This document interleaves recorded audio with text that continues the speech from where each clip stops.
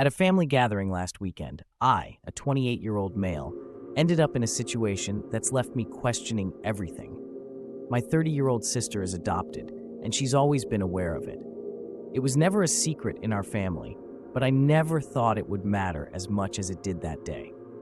Growing up, our parents treated us equally, but my sister and I had our differences. She was adopted when she was 3, and I came along 2 years later. We shared the typical sibling rivalry, but there was always an unspoken tension about her being adopted. It wasn't something we dwelled on, but it hovered there, unaddressed. Last Saturday, the family gathered at our parents' place. It was a lively affair, with laughter echoing off the walls.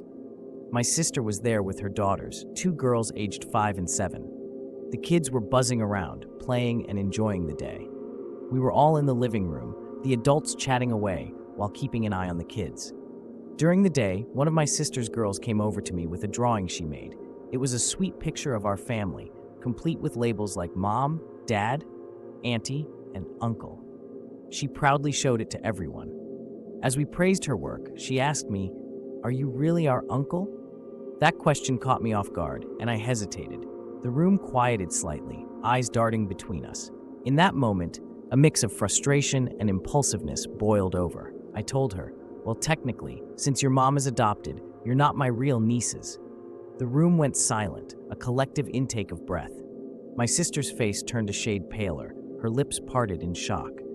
The kids looked confused, their innocent eyes wide and blinking.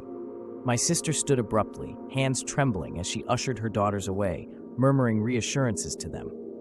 Our parents exchanged a glance, my mom moving to comfort my sister, while my dad fixed me with a disappointed stare. My aunt and uncle tried to shift the topic, but the atmosphere was already poisoned.